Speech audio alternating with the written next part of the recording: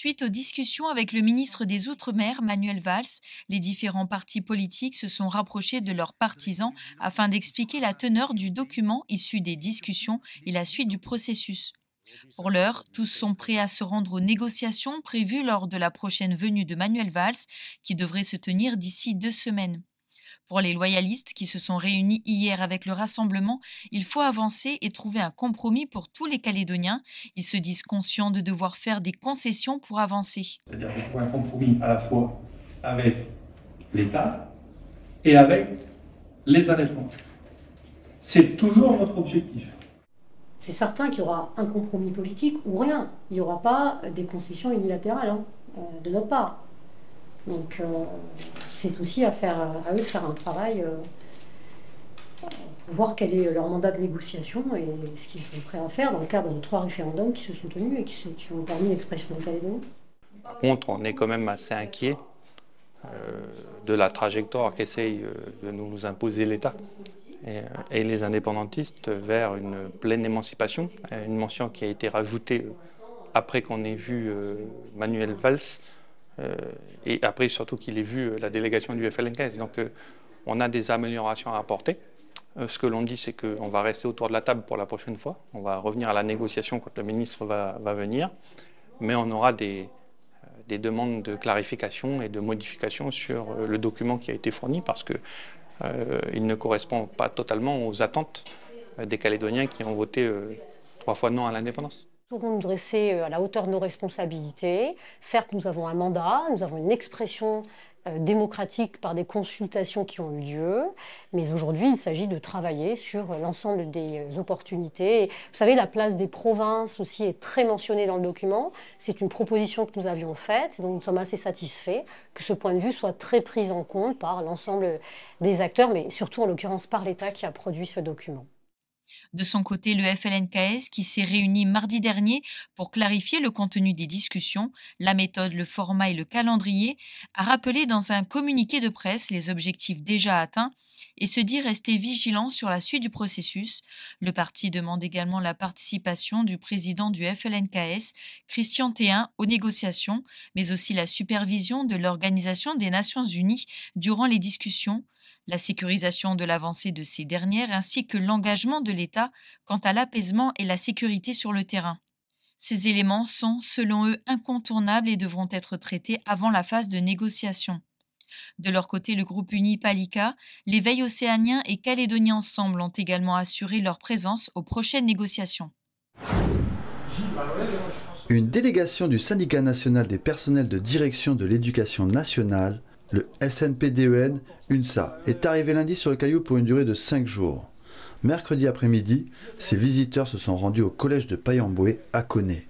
L'objectif des 2 secrétaires nationaux en charge de cette mission est d'aller à la rencontre des personnels de direction, un moyen aussi de renforcer le dialogue avec les autorités éducatives, les élus des collectivités et les chefs d'établissement. Eh bien, nous sommes aujourd'hui sur le territoire pour rencontrer et soutenir nos collègues qui ont œuvré toute l'année et qui ont permis une belle réussite de la rentrée scolaire qui s'achève maintenant. Ça, c'est le premier point.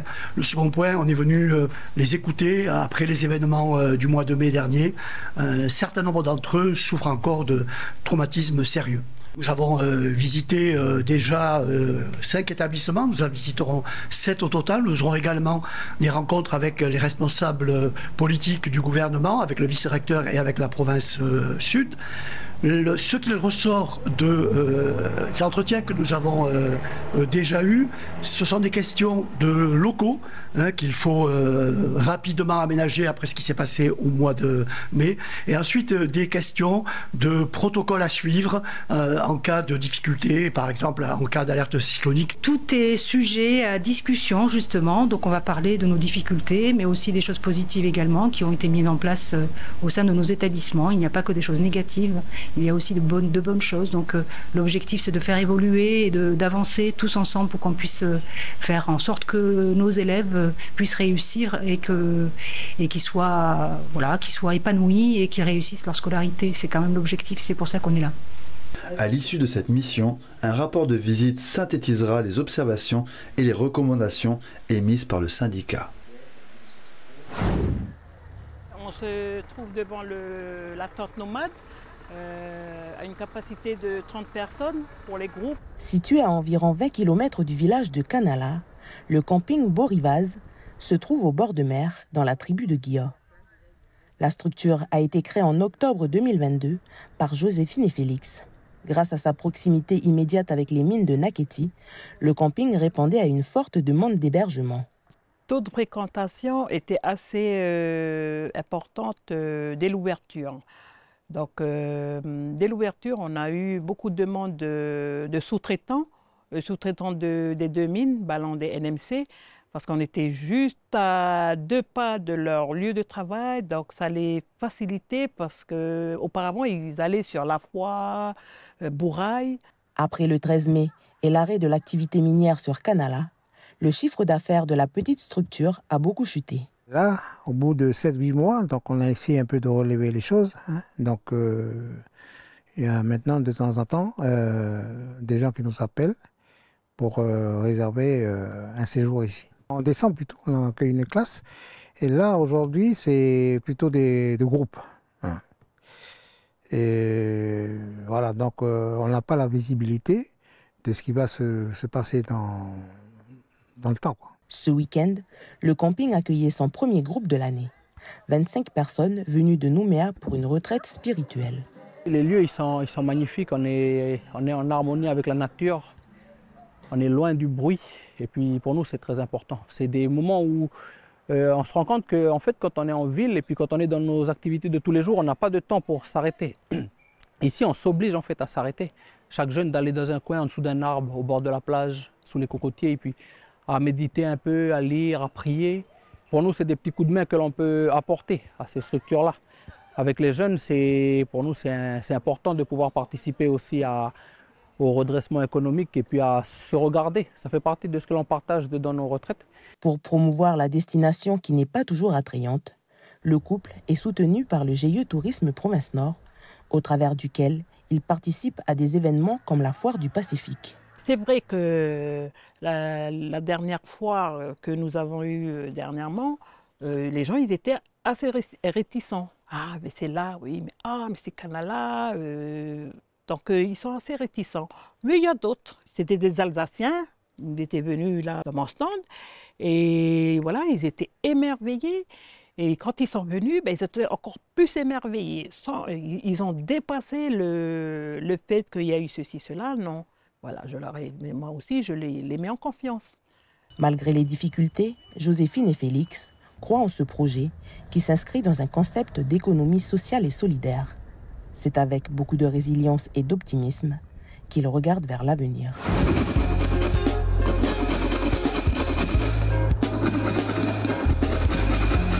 Alors ça, c'est le zeste de citron vert, du coup, qu'on va l'utiliser après pour faire des petites crèmes pour le visage. C'est dans son salon à Poindimier que l'on retrouve Cindy. Elle y fabrique chaque semaine une vingtaine de produits dont des savons, des baumes ou encore des déodorants. Une activité qu'elle pratique depuis 8 ans. Mais au départ, c'était vraiment du cosmétique simple, en fait, du cosmétique de beauté, d'hygiène corporelle. Et avec les années, on a inclus la pharmacopée médicinale dans le cosmétique pour avoir des vertus traitantes, soit pour des soins vraiment ciblés ou soit pour de la prévention. Alors nous, à la maison, les enfants, dès qu'ils ont un petit bobo, c'est les plantes. Ça, c'est la plante d'oliprane, cette feuille, et celle-là, c'est la plante du faux patchouli. Suite à une grave maladie, Cindy a cessé de pratiquer son métier de coiffeuse. Une épreuve qui l'a ensuite orientée vers la fabrication de cosmétiques naturels. Cette mère célibataire de 4 enfants, au parcours de vie semé d'embûches, fait preuve d'une grande résilience. Il fallait des passages difficiles pour pouvoir être déterminée aujourd'hui. C'est vraiment la détermination par rapport à tout ce qui s'est passé dans ma vie, au niveau familial, au niveau affectif. Du coup, la famille, elle a été, on va dire, déchirée. Et il y a eu une phase de reconstruction ici sur Poindimier.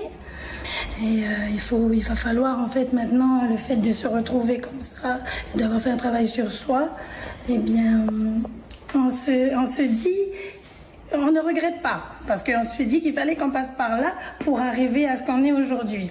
Aujourd'hui, à 47 ans, Cindy est une chef d'entreprise.